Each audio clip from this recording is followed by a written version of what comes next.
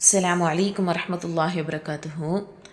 நம்முடைய பாவங்கள் மன்னிக்கப்படணும்னா நமக்கு அல்லாஹ் காட்டி தந்திருக்க ஒரு வழி தர்மம்.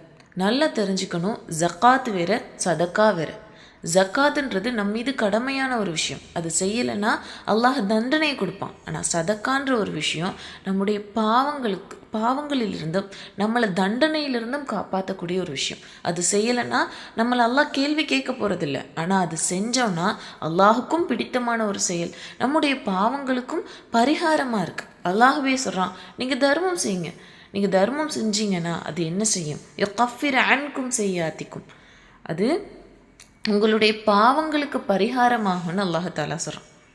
அது இல்லாமல் நாம் என்ன நினச்சிட்ருக்கோன்னா, தர்மன்ற ஒரு விஷயம் அது வசதி படைத்தவங்களுக்கும் ஒரு அளவு நடுத்தரவாதியாக இருந்தாங்கன்னா அவங்களுக்குமான ஒரு விஷயம். நம்ம கஷ்டப்படுறோமா, நமக்கு இல்லை அப்படின்னு நாம் நினச்சிட்ருக்கோம். அப்படி கிடையாது. அல்லாஹ் யாரை பார்த்து ரசூல்லா சொன்னாங்க? பசியின் போது வயிற்றில் கல்லை கட்டிக்கிட்டு இருந்த சஹாபாக்களை பார்த்து சொன்னாங்க, தர்மம் செய்யுங்க. அப்படி அந்த ரசூல்லா எங்களுக்கு தர்மம் செய்யுங்கன்னு கட்டளையிட்டாங்கன்னா நாங்கள் என்ன செய்வோம்? கடை வீதிக்கு போய் சம்பாரித்து அந்த காசை தர்மம் செய்வோன்ற சஹாபாக்கள் சொல்கிறாங்க.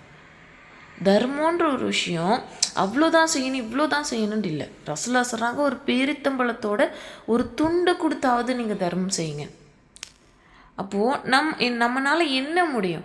மாதம் ஒரு 100 ரூபாய் நல்ல தர்மம் கொடுக்க முடியும் அப்படின்னு நம்ம முடிவெடுத்தோம்னா அதை தொடர்ந்து செய்வோம். தொடர்ந்து செய்யும்போது அது அல்லாஹுக்கு பிடித்தமான ஒரு செயலாகவும் இருக்குது. அது இல்லாமல் ரசூல்லா சொல்கிறாங்க, தர்மம் நீங்கள் செஞ்சீங்கன்னா உங்களுடைய பொருளாதாரம் குறையாது, அது அல்லாஹ் அதிகப்படுத்தி தான் கொடுப்பான்னு ரசூல்லா சொல்லி கொடுக்குறாங்க. இன்ஷா அல்லாஹ் நம்முடைய வாழ்க்கையில் அந்த நம்மளால் என்ன முடியுதோ அதை நம்ம தொடர்ந்து செய்யக்கூடியவங்களாக இருப்போம். அல்லாஹுடைய நேசத்தை பெறக்கூடியவங்களாக இருப்போம்.